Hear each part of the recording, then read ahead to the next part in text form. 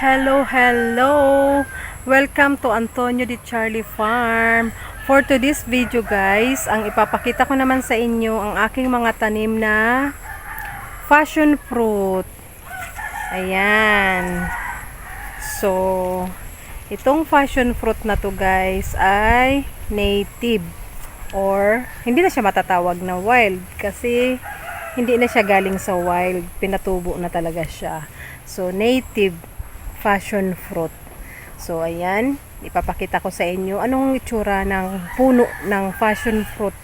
And, ayan. Ayan ang itsura ng bunga niya pag hilaw. Maliit pa yan, guys. And, pag nahinog ito, guys, ay kulay dilaw. So, ayan. Ayan ang vine niya.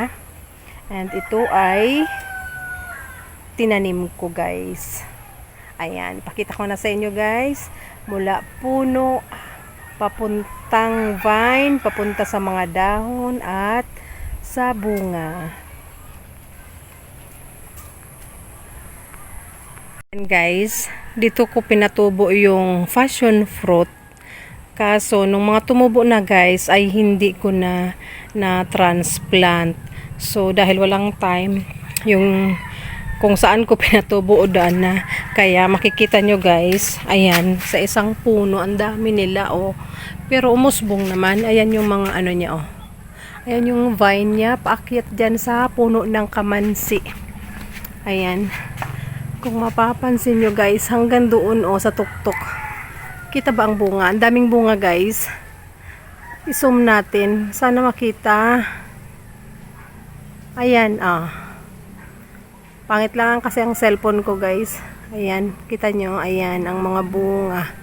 So ito, ayan. Oh, kita na ang bunga. Ayan, madaming bunga guys. So itong passion fruit, meron akong nakitang may farm nito guys. So na-inspired ako na itanim yung isang piraso. Saan ba galing yung isang piraso na yun? May nagbigay sa akin. So itinanim ko siya guys. Then, ito na, napadami ko siya. And, bala ko sana, nagawan din sila ng balad, na isang malapad na balad, pero wala pa akong puhunan. So, ang ginawa ko guys, dito muna, pinagapang sa mga kahoy na malalaki sa harap ng bahay. So, pag meron na akong budget, pero may pinatubo na ako guys, sa mga puno naman talaga ng kahoy. So, for now, wala tayong budget sa balad, pero nakakapagpabunga tayo ng passion fruit at ang daming bunga guys. So ito, pakita ko pa guys yung iba. Ito pa. Ito siya oh. Ganyan siya. Lumalaki siya ng ganyan kataba yung vine. So ayan. And gumapang siya guys. Ayan. Papunta naman sa puno ng mangga. Dito pa rin sa harap ng bahay. So ipapakita ko sa inyo guys ng mas malinaw. Ito siya. Kaya yung daanan namin guys, ayan, natatakpan ng passion fruit. Ayan guys, ang bunga oh. Oh, 'di ba? Ayan. Oh, kahit dito lang sa baba oh, sa daanan mismo. And ito pa oh. Ayan, mauuntog na lang yung ulo nyo guys sa mga bunga ng passion fruit. Ayan. Ayan. So ayun oh, sana kita. Try ko i-zoom. Masilaw guys, hanap tayo ng ibang angle. Ayan. Ayan oh, mga bunga niya. So ikot tayo. Ayan. Kumalat na siya guys. Ayan, malaking bunga oh. Ayan guys oh, nakatago. Puno ng mangga pero ang bunga ay passion fruit. And ito pa oh. Ayan. Ayan pa guys oh. Ayan. Diyan sa tuktok guys, puno ng bunga. So, ang nangyayari dyan, hinahayaan nating mahinog sa puno. Ayan, buong harap ng bahay namin guys, puro passion fruit. Dito sa daanan, ayan lang oh, abot kamay lang. So, hinahayaan lang natin siya na mahinog sa puno. Then, pag nahinog na guys, kusa na lang siyang mahuhulog. Ayan, may mga, ayan. O, diba? So, hindi natin kailangang bumili ng prutas.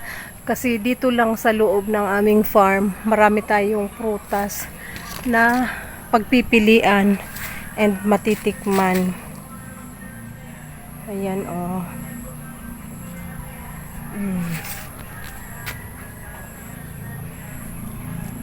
Ayan. So, hanggang dito yan, guys.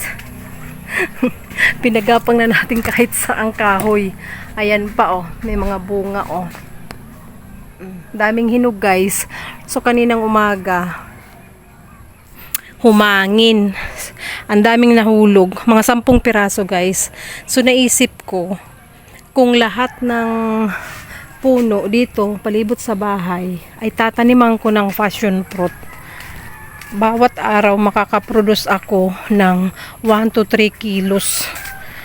Ito pa lang 1 kilo a day, itong mga nahuhulog. So kung palibot nitong bakod namin sa bahay, guys, ay matataniman ko ng mga passion fruit, pwede akong makaproduce ng 5 kilos a day. So, 'di ba?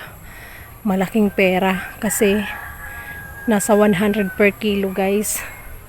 So, pagkakakitaan pa rin, dagdag income din, pambaon na rin ng bata, di ba? So ayan, guys, yan ang next kong pagtutuunan ng pansin. But for now, talagang hayaan ko muna silang gumapang sa mga kahoy dahil wala akong sapat na puhunan para sa kanilang mga balad, kasi dapat magawan sila ng balad katulad ng balad ng grapes, kasi pangmatagalan din ito, guys. So ayan for now. Thank you for watching, guys, sa aking vlog for today about sa passion fruit. Ayan. Pero meron sa supermarket na mga imported na passion fruit and mga hybrid, iba-ibang variety. Merong kulay orange, merong purple, may nakita ako sa SM. Pero itong sa amin, guys, ayan, green. Pag nahinog, dilaw. So ipapakita ko, guys, yung dilaw na bunga.